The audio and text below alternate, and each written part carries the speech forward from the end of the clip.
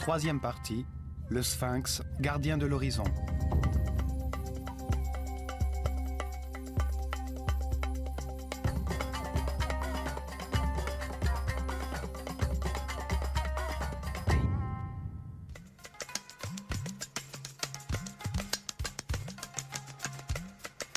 Nous allons poursuivre notre histoire de l'école de mystère de l'œil d'Horus, une caste sacerdotale fermée qui a incarné le véritable pouvoir en Égypte.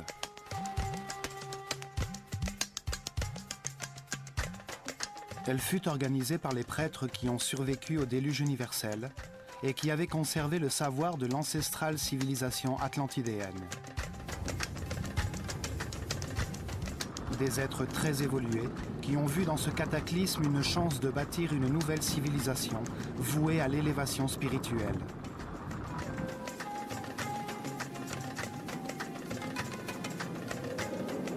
Ils utilisèrent leurs temples comme des livres vivants pour révéler leurs connaissances sur Dieu et sur le fonctionnement de l'univers afin d'accélérer l'évolution de leur peuple.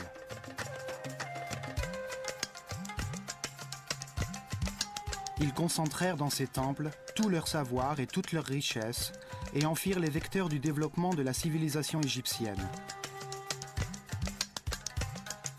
Ils enseignèrent que l'Esprit éternel se réincarne plusieurs fois en homme sur la terre pour suivre un processus d'amélioration conçu par Dieu.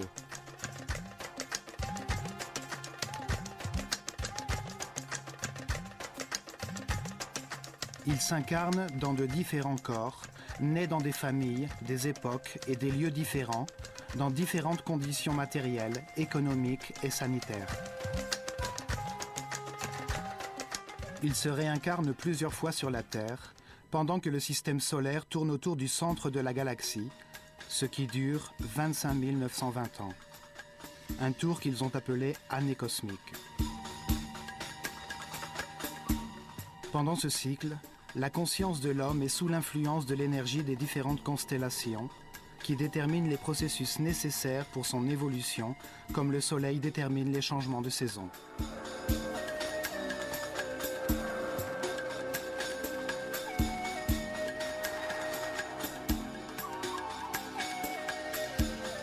Les Égyptiens croyaient que les étoiles déterminaient le destin d'un homme au moment de sa naissance, comme elles déterminent plus largement de l'humanité entière.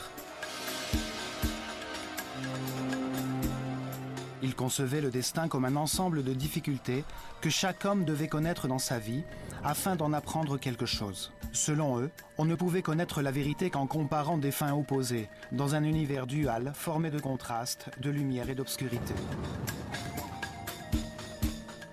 En faisant usage de notre libre arbitre dans les situations que nous traversons, nous apprenons des résultats de nos décisions. L'anxiété nous permet de comprendre la sérénité, la peur nous fait comprendre l'harmonie, les conséquences de la haine nous conduisent à comprendre ce qu'est l'amour. Ainsi, vie après vie, un processus d'élévation spirituelle se produit. À chaque nouvelle vie, l'homme renaît plus sage, plus respectueux et tolérant, jusqu'à ce qu'il devienne, à la fin de ce cycle, un surhomme immortel.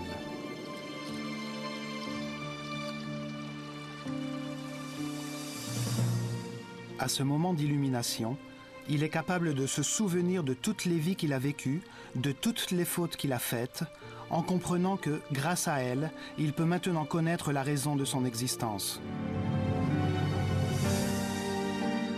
Dans la paix et l'harmonie, à un très haut niveau d'énergie vitale, rayonnant d'amour en permanence, il peut accéder à des pouvoirs supérieurs, à une plus haute échelle de réalité pour atteindre un nouveau cycle d'évolution.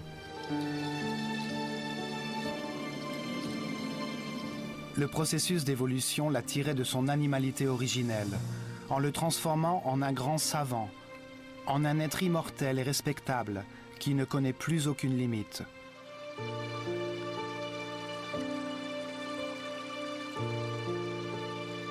Grâce à cette compréhension de la vie, les Égyptiens vécurent dans la paix et l'harmonie durant des milliers d'années et faisant de leur civilisation un modèle. Les prêtres de l'œil d'Horus nous ont laissé ces vérités à l'intérieur de leur temple. C'est pour cela que nous allons les visiter un par un dans cette série de documentaires.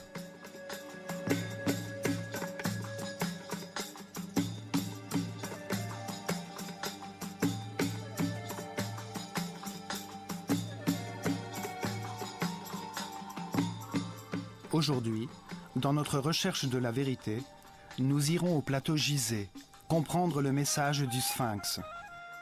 Un message qui nous parvient à travers le temps. Car ce monolithe de pierre est une marque indélébile laissée à notre attention.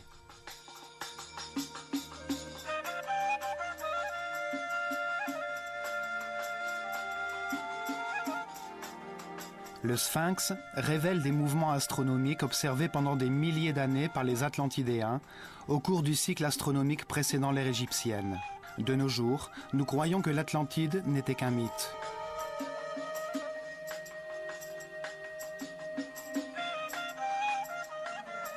Nous devons nous souvenir que l'histoire de la disparition de l'Atlantide, décrite par Platon, date de l'Égypte ancienne. Ce sont les prêtres du temple de Neth qui ont montré à Solon les ruines ancestrales de l'Atlantide, un mot égyptien dont le sens était rattaché à l'eau.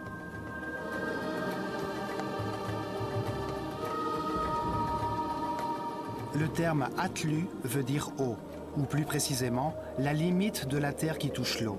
Anti évoque la division d'un terrain. Le mot composé Atlanta se réfère donc à terrain séparé par de l'eau. Dans l'histoire racontée par Platon, la capitale de l'Atlantide, Poséinodis, était une belle ville construite en canaux concentriques qui partageaient des bandes de terre.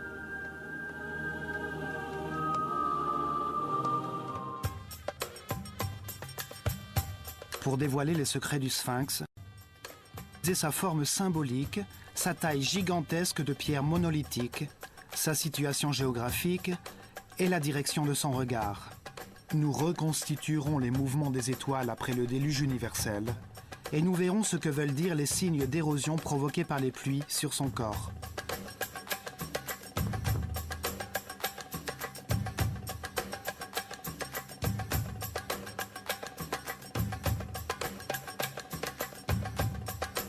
Les prêtres qui avaient survécu au cataclysme qui anéantit l'Atlantide ont sculpté une forme symbolique monumentale en fonction de certains calculs astronomiques pour en faire une horloge qui marque les cycles importants du système solaire dans la galaxie. Nous analyserons ces calculs pour comprendre pourquoi le Sphinx est le plus grand et le plus ancien marqueur temporel sur la planète. La première date à y être inscrite fut le Zep Tepi. Le temps nouveau, le début de l'heure H de la nouvelle civilisation qui succéda à la destruction de l'Atlantide. Le Zep Tepi est le premier pas sur le chemin de la perfection spirituelle pour toute l'humanité. Le Sphinx est la première pierre sur cette route. La deuxième date enregistrée est celle de la dernière catastrophe, qui est survenue il y a 13 000 ans et que l'on nomme déluge universel. On trouve des traces de ce cataclysme sur toute la planète. D'autres parties du globe furent touchées en même temps que l'Égypte. Les prêtres, dans leur sagesse, avaient conservé la mémoire d'autres catastrophes précédentes, dont une était survenue au commencement de la civilisation atlantidéenne, il y a environ 38 000 ans. Ils savaient que ces catastrophes étaient cycliques et qu'elles avaient lieu à chaque changement d'année cosmique. Cette rémanence cyclique les a confortés dans l'idée que les étoiles marquaient la durée de tous les cycles dans les différentes échelles universelles. Ces caractéristiques du Sphinx montrent l'importance à tous les niveaux du grand cycle cosmique. La rotation du système solaire autour du centre de la galaxie détermine la durée des structures physiques qui soutiennent les organisations humaines, puisque tous les 25 920 ans, une catastrophe survient et laisse place à une nouvelle forme de développement, à une nouvelle organisation du monde.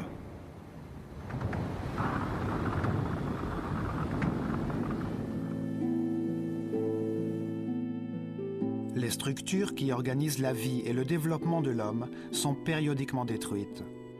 À la fin de chaque cycle cosmique, de grands changements surviennent dans le Soleil et provoquent d'importants désordres météorologiques qui détruisent tout ce qui a été construit sur la Terre.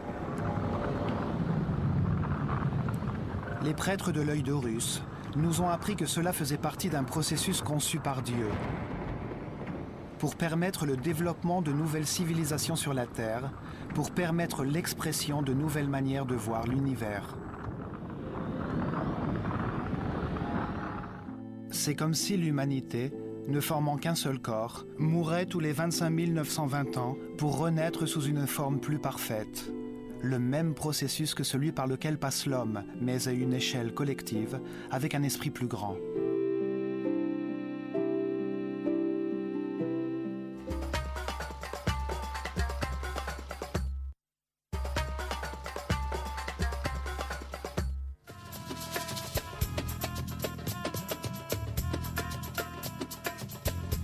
Dans la sphère céleste, au-dessus du pôle Nord, se trouvent 6 constellations. Elles sont appelées constellations polaires.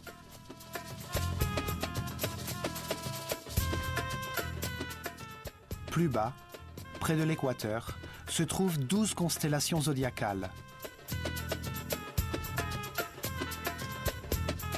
En sachant dans laquelle des 6 constellations polaires et dans laquelle des 12 constellations zodiacales se trouvait la Terre à un moment donné, nous pouvons déterminer exactement quelle date il était à cet instant. Le système solaire tourne autour de la galaxie le long d'une ligne imaginaire appelée l'écliptique. Chaque rotation dure 25 920 ans, un cycle perpétuel que les prêtres égyptiens ont appelé l'année cosmique. Ils ont divisé ce tour de 360 degrés du système solaire dans la sphère céleste en 12 secteurs de 30 degrés. Le Soleil met 2160 ans pour traverser chacun d'entre eux. Ce sont les 12 constellations. Chacune a un nom d'animal. Elles forment le zodiaque, ce qui veut dire le cercle des animaux.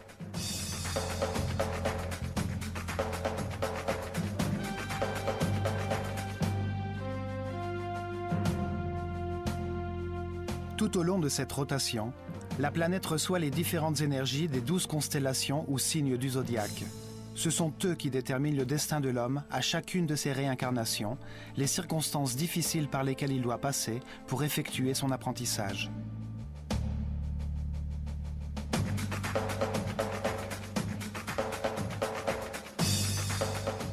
En partant du point où se trouve actuellement le système solaire, au degré 0 de l'écliptique, à la fin de l'ère du Poisson et à l'approche de la nouvelle ère du Verseau, nous reculons de 180 degrés.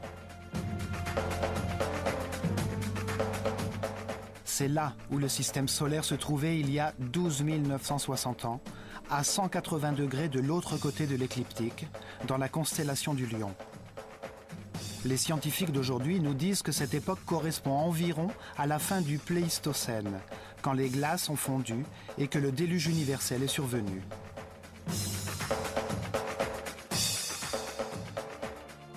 Le sphinx est la réunion des 2 symboles qui représentent le zodiaque et les constellations polaires dans le ciel, le lion et l'homme, ce qui nous indique une date précise dans le temps.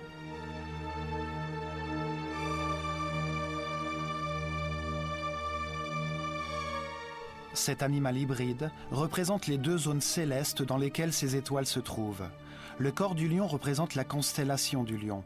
L'homme est le symbole de la constellation polaire, que nous appelons aujourd'hui Hercule, et que les Égyptiens appelaient Toum, l'Adam de la mythologie astronomique.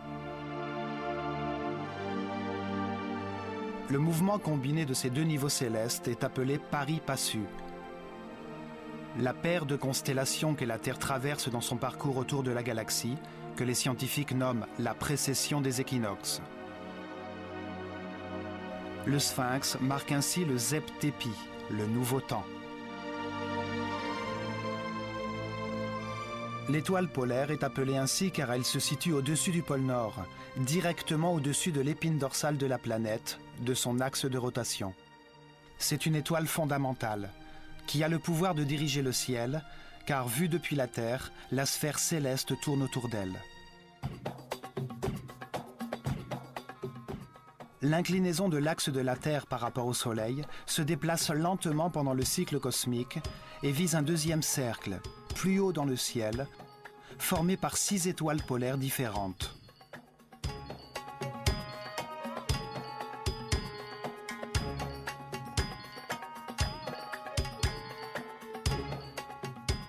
Les Égyptiens ayant hérité de cette connaissance des étoiles, ils savaient qu'en divisant ce deuxième cercle en segments de 60 degrés, ils constateraient que l'axe de la Terre pointe en direction d'une étoile polaire différente tous les 4320 ans.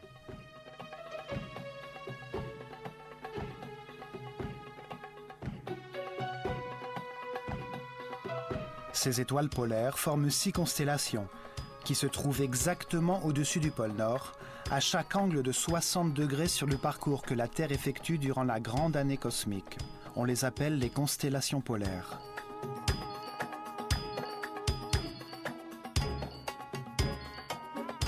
Dans la constellation de la Petite Ourse se trouve l'étoile Polaris, qui est notre étoile polaire actuelle. C'est l'étoile qui guide les marins en mer. Il y a 4320 ans, l'étoile polaire était Alpha Draconis, située dans la constellation de Draco, le dragon.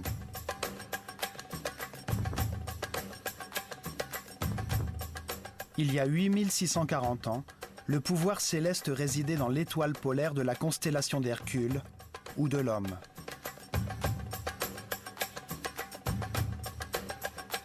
Il y a 12 960 ans, au moment du déluge universel, l'étoile polaire, dans le cercle supérieur, s'appelait Vega, dans la constellation de la Lyre.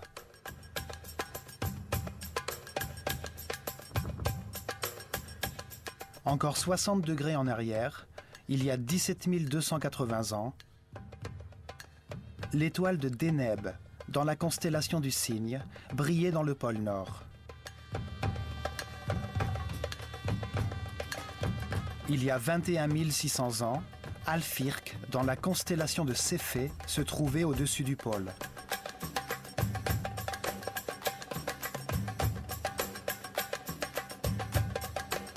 Et il y a exactement 25 920 ans, ce qui correspond à un tour complet de l'année cosmique, l'étoile Polaris, dans la Petite Ourse, brillait au-dessus du pôle, comme maintenant. Ces deux groupes de constellations, les 6 du cercle polaire supérieur et les 12 du cercle zodiacal inférieur, influencent l'homme en permanence. Ces deux cercles tournent autour d'un axe polaire virtuel au centre de la galaxie, l'axe de la couronne.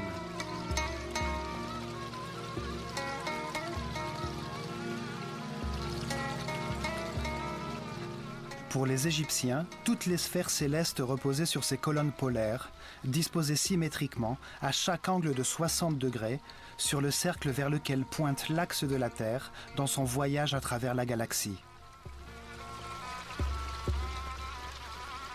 L'ancienneté et l'exactitude des connaissances égyptiennes sont évidentes. Les prêtres, les gardiens du temps, ont hérité de données astronomiques qui avaient plus de 26 000 ans.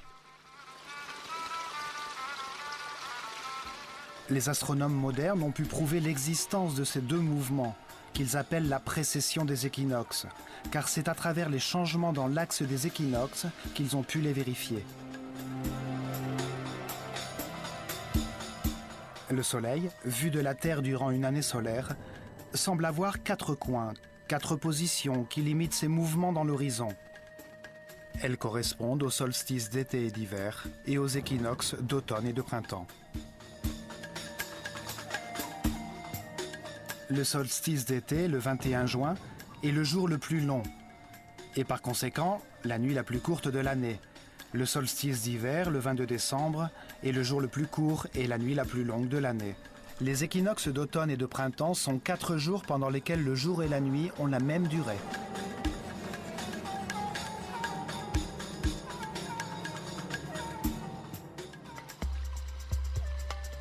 À Gizeh, le Soleil fait face au Sphinx au moment des équinoxes et il se lève à 28 degrés de longitude nord-est au solstice d'hiver et à 28 degrés de longitude sud-est au solstice d'été.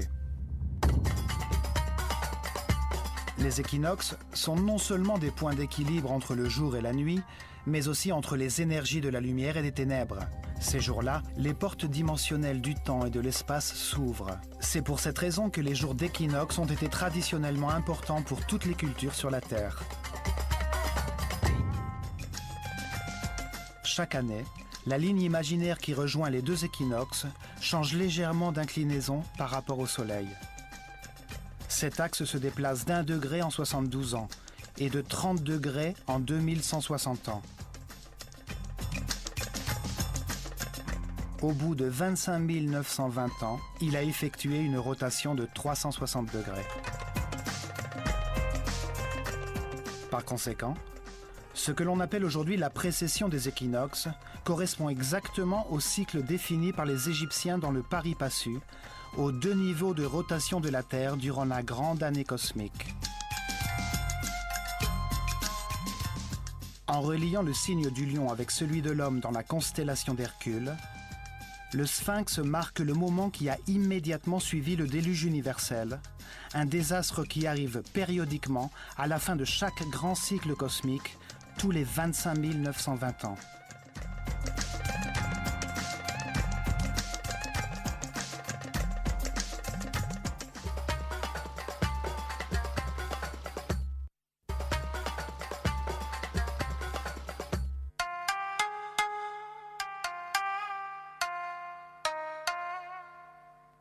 Le Sphinx est la plus grande sculpture sur Terre. Son énorme corps a été taillé dans une seule roche, afin de perdurer à travers les siècles. Ce monolithe géant, d'un seul tenant, fut érigé sur le plateau de Gizeh. Il mesure 80 mètres de long, 13 mètres de large et 20 mètres de hauteur. Il est aussi grand qu'un pâté de maison. Pour former son corps, les Égyptiens ont sculpté d'énormes blocs de pierre qui ont ensuite été utilisés pour construire 2 énormes temples en face de lui.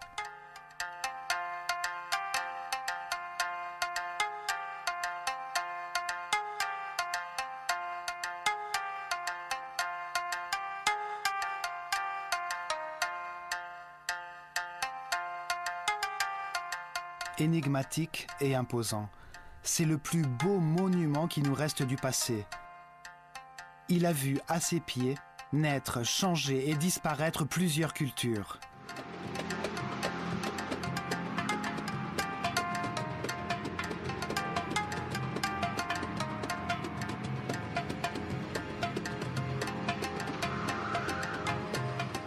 Sa localisation géographique sur le plateau Gizeh, aussi appelé Rosto dans l'ancestral Livre des Morts, est très particulière.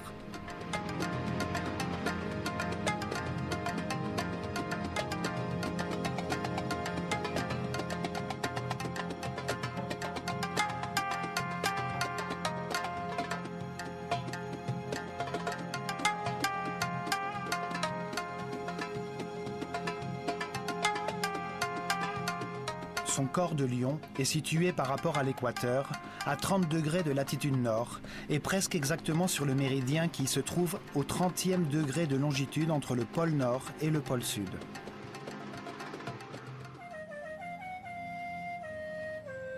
« 30 degrés de latitude, 30 degrés de longitude, sur l'un des points diamagnétiques de la planète. De nos jours, nous savons que le réseau électromagnétique de la planète se structure tout autour de la Terre, entre les 30e parallèles de latitude nord et sud, et à des distances harmonieuses, égales et régulières.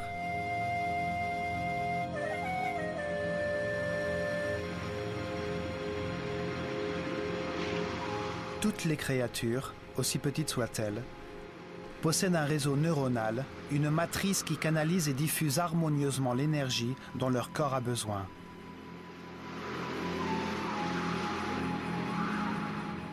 La Terre est enveloppée par ce réseau géométriquement parfait de lignes équidistantes, composées de polyèdres, le long desquels circule l'énergie qui lui permet de vivre.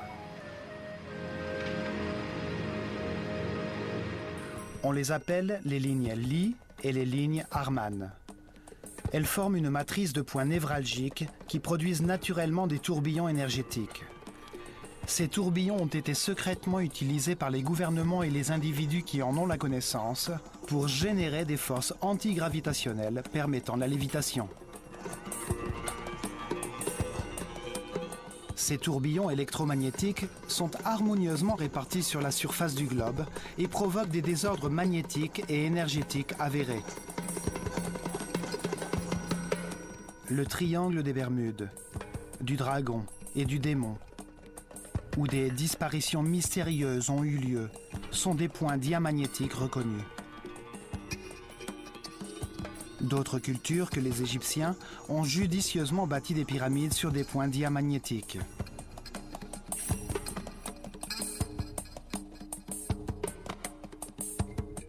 Des pays y ont stratégiquement placé des bases militaires. Avec une technologie adéquate, l'énergie de la planète peut être utilisée sur ces points afin de neutraliser l'effet de la gravité sur n'importe quel objet qui se trouve dans son champ d'action. Des expériences de changement dimensionnel, comme l'expérience de Philadelphie, dirigée par Nikola Tesla en 1943 aux États-Unis, ont aussi été réalisées sur ces points. À l'endroit de ces tourbillons, apparaissent également des portes dimensionnelles qui s'ouvrent et se ferment au crépuscule, les jours d'équinoxe. Pour les Égyptiens, le jour d'équinoxe correspondait à la porte de Maat, la déesse de l'équilibre et de justice.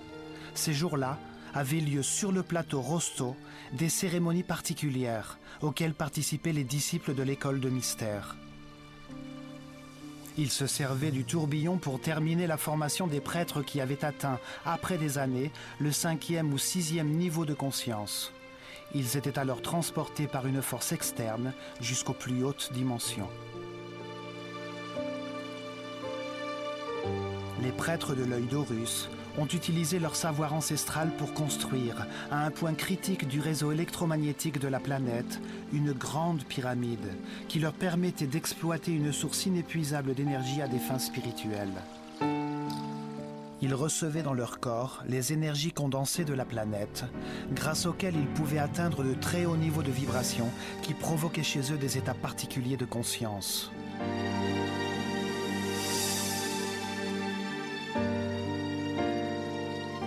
La grande pyramide était appelée l'arche de Ra-Armakou et elle a été construite sur un tourbillon électromagnétique qu'ils pouvaient ainsi utiliser les jours d'équinoxe quand les domaines de la lumière et de l'obscurité étaient équilibrés par Maat.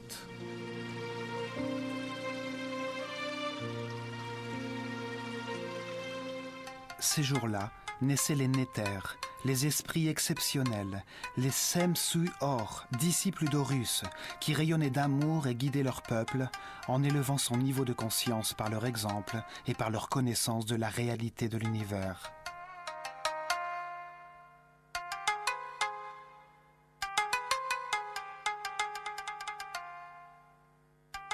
Dans le livre des morts, dans la 5e section appelée Rosto, apparaît une forme pyramidale gardée par 2 sphinx en forme de lion qui font face au soleil à chaque équinoxe et qui protègent l'entrée au royaume de Sokar.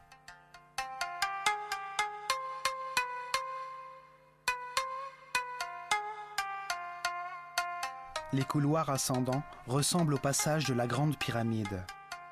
C'est là où a eu lieu la transformation finale de l'Osiris que chaque être humain porte à l'intérieur de lui-même. C'est là où se produit l'illumination qui le transforme en Horus, le surhomme immortel. La forme du lion est, elle aussi, fortement liée à ce processus d'évolution. Le lion est l'animal le plus évolué, et pour les Égyptiens, il représente le moment final d'une conscience d'animal qui évolue vers l'état de surhomme.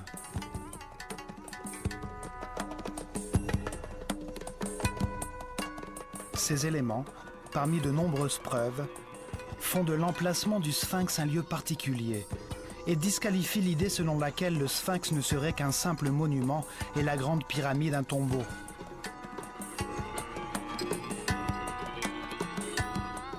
Deux raisons ont fait naître la conviction que le pharaon Képhren qui a régné entre 2520 et 2494 avant Jésus-Christ, est celui qui a ordonné de le sculpter dans un même bloc de roche. La première raison est qu'on pense que son visage ressemble à celle d'une statue de diorite noire du pharaon Képhren qui a été retrouvée enterrée la tête à l'envers près du Sphinx dans le temple de la vallée. Cette statue le représente avec un faucon sur la nuque. Nous avons retouché l'image du Sphinx à l'aide d'outils numériques pour obtenir une approximation de son visage à l'état original.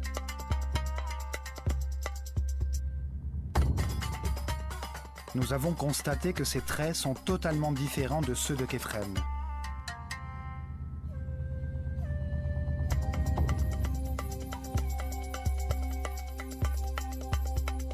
Il est reconnu que le Sphinx était appelé Abu-Ol et que pendant très longtemps, il a été peint en rouge, la couleur de l'Égypte.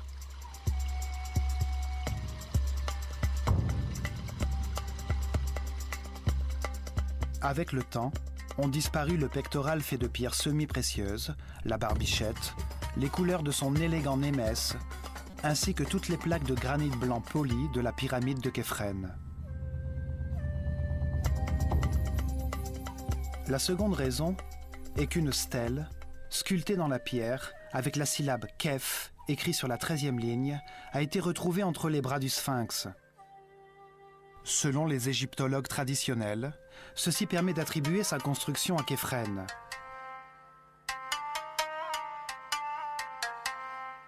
La stèle a été réalisée sous le règne du pharaon Thoutmôsis IV, entre 1401 et 1391 avant Jésus-Christ, pour commémorer la restauration du Sphinx, grâce à laquelle on put retirer le sable qui le recouvrait jusqu'au cou.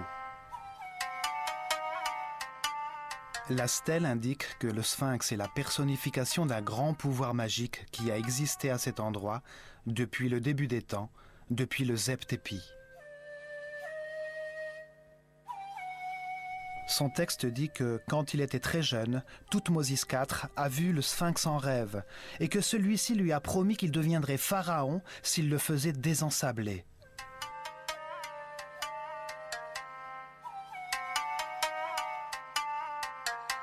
En vérité, elle ne donne aucune information susceptible de savoir qui a ordonné sa construction.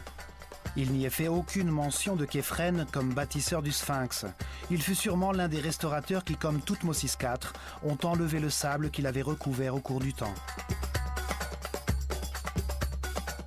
Une autre pierre sculptée, appelée la stèle de l'inventaire, retrouvée dans Gizeh par Auguste Mariette, indique que le pharaon Khéops, le prédécesseur de Képhren, a ordonné la construction d'un temple à côté du Sphinx, ce qui prouve que le Sphinx existait déjà et que son successeur ne pourrait donc pas l'avoir construit.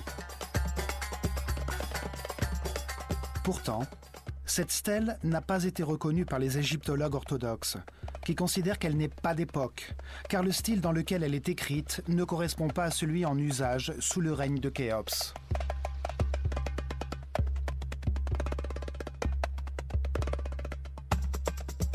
En réalité, le Sphinx est resté enterré dans le sable durant des milliers d'années. Plusieurs souverains bienveillants ont ordonné de le nettoyer. Il était alors désensablé pendant quelque temps, mais on le négligeait de nouveau.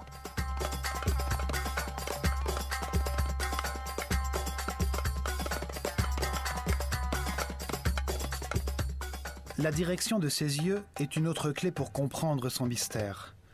Sa tête d'homme fait face à l'est. Il a ainsi contemplé le lever du soleil pendant des milliers d'années.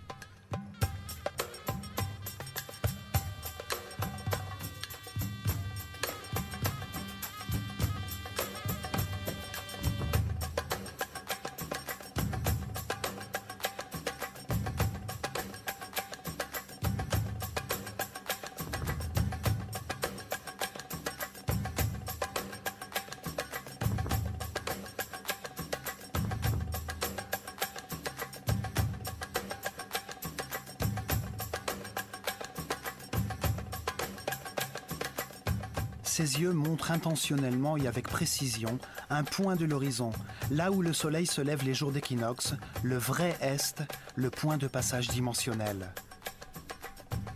La variation de l'angle de la ligne imaginaire qui en passant par le Soleil réunit l'équinoxe de printemps et l'équinoxe d'automne, est aujourd'hui utilisé pour mesurer la variation d'angle ou précession des équinoxes tout au long de la grande année cosmique.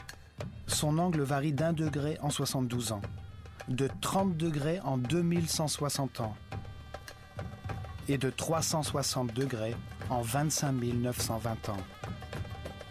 Elle marque l'année cosmique, le cycle qui détermine les réincarnations de l'homme et la survenue de cataclysmes périodiques.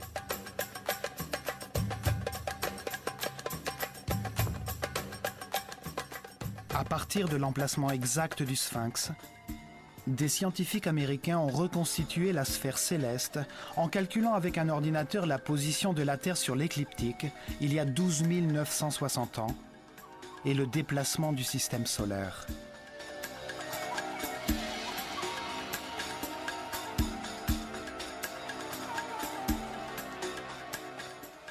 Ils ont confirmé qu'à cette époque, au point exact vers lequel regarde le Sphinx, le vrai est de l'horizon, à une latitude de 30 degrés, se levaient chaque nuit les étoiles de la constellation du Lion. Le Sphinx regardait, à l'horizon, les étoiles du signe zodiacal du Lion, la constellation que le système solaire traversait en ces temps-là. Ces travaux confirment donc le message que le Sphinx veut nous transmettre sur le temps, sur sa forme symbolique et sur son emplacement précis.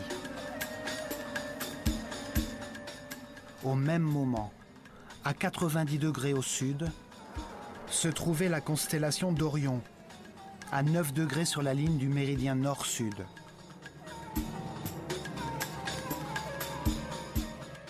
Et Sirius, l'étoile la plus importante pour les Égyptiens, car son apparition annonçait la crue du Nil, se trouvait exactement à 14 degrés à gauche du méridien.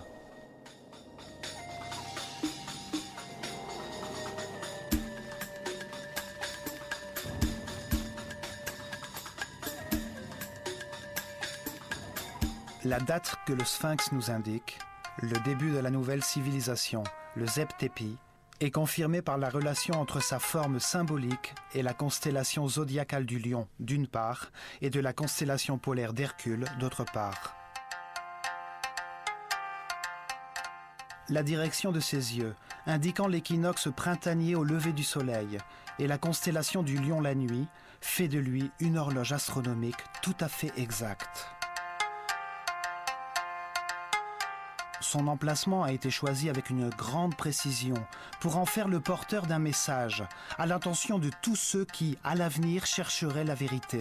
Il nous dit que le cycle le plus important pour l'homme est l'année cosmique et nous montre un emplacement du réseau électromagnétique de la planète.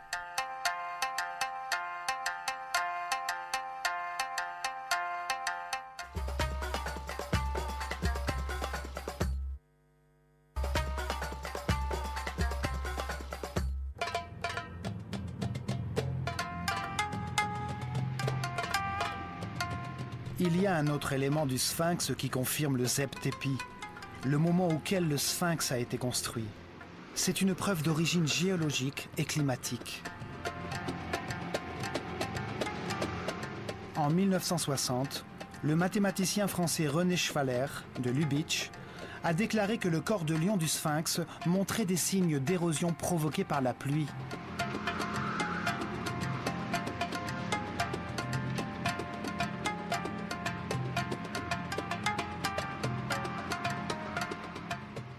Cette révélation fut accueillie avec stupéfaction, car il est connu que le Sphinx a été enterré dans le sable jusqu'à son cou 90% du temps pendant les 4500 dernières années. Depuis l'an 2500 avant Jésus-Christ, la date où on a coutume d'admettre qu'il fut construit par le pharaon Képhren, seuls quelques souverains bienveillants se sont donné la peine de le restaurer en faisant enlever le sable qui le recouvrait.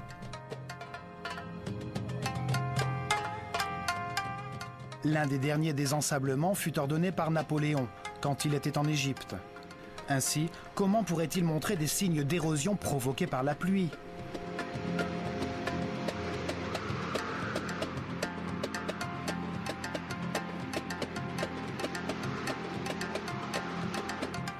En outre, Il a été prouvé que le climat en Égypte a été le même pendant ces 4500 ans, aride, sec, avec des pluies rares. Les scientifiques nous disent que le changement climatique radical qui est survenu dans la région à la fin du Pléistocène l'a progressivement transformé en désert que nous voyons maintenant.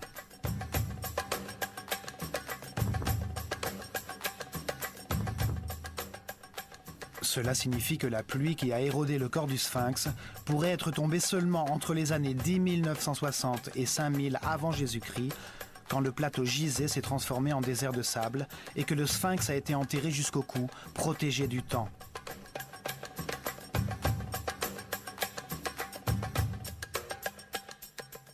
Une expédition de l'Université de Boston a vérifié que les signes d'érosion ont été provoqués par la pluie et ont déterminé que ces profondes crevasses ont mis des milliers d'années à se former.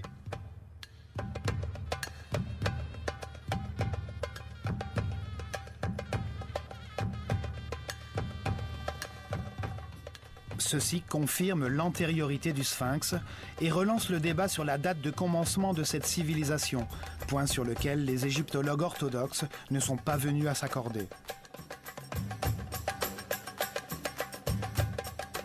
Il nous reste très peu de traces des monarques égyptiens, et celles qui restent ne sont pas toujours reconnues. Le papyrus de Turin et la galerie des cartouches, dans le temple d'Osiris, à Abydos, énumèrent les noms des pharaons dont l'existence est avérée.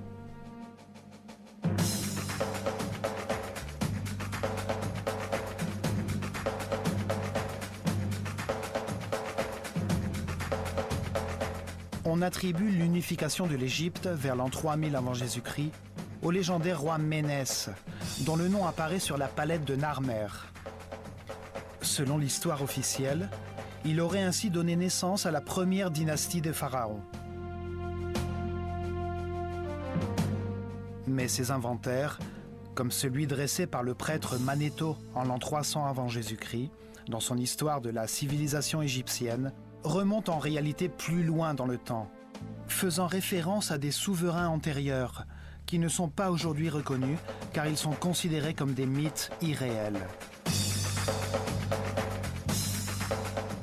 Ce sont les Shemsu-Hor, les disciples d'Horus, des ancêtres divins, des êtres éclairés qui ont gouverné l'Égypte pendant 13 900 ans.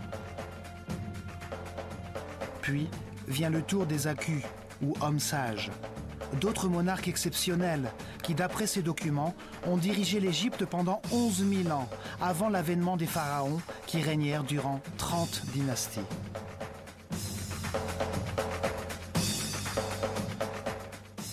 Cela signifie qu'il y avait une civilisation en Égypte.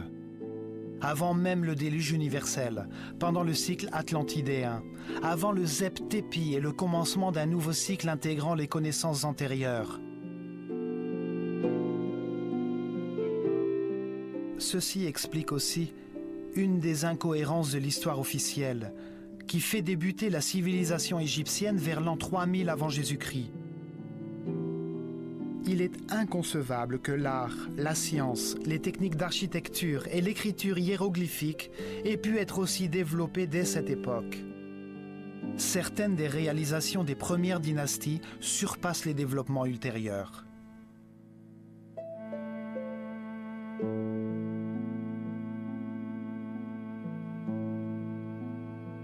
Il est dur de comprendre comment le site de Saqqara, avec ses briques travaillées, ses décorations en céramique très raffinées, ses détails architecturaux harmonieux, ses colonnes et ses pyramides capables de résister durant des milliers d'années, a pu surgir soudainement du néant.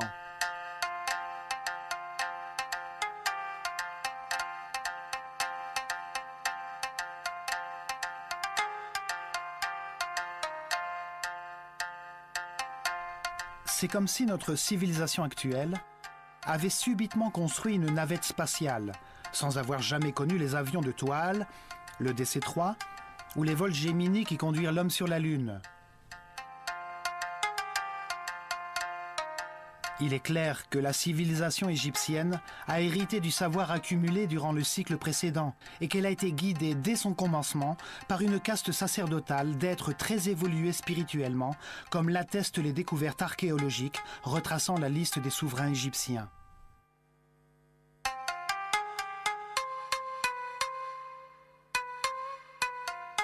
Ceci confirme également que le sphinx a été sculpté dans la pierre par les prêtres de l'école de mystère de l'œil d'Horus immédiatement après le déluge, durant la période prédynastique.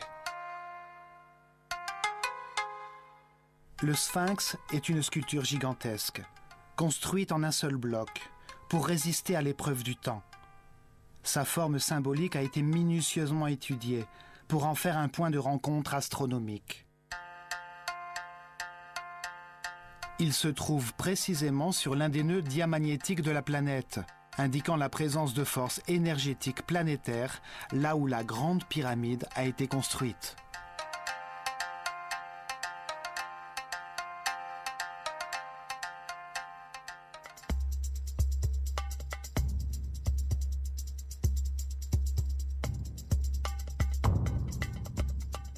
La direction de son regard, vers un point précis de l'horizon, où le soleil se lève les jours d'équinoxe, montre l'importance de la porte de Maat, l'entrée du royaume de Sokar, au moment d'équilibre entre le jour et la nuit.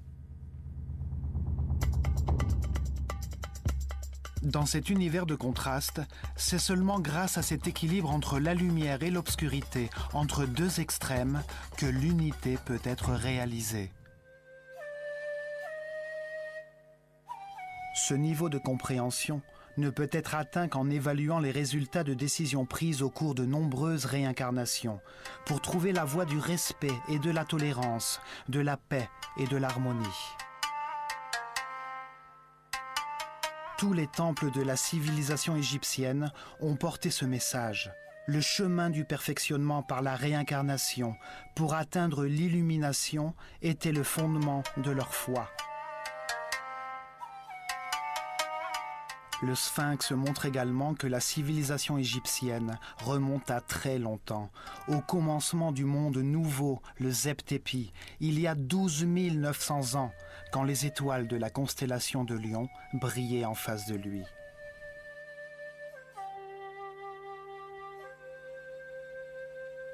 Le sphinx rappelle l'existence de l'année cosmique, le cycle le plus important pour l'humanité. Il confirme que la civilisation atlantidéenne a vraiment existé. Il incarne la certitude qu'il existe une sagesse supérieure.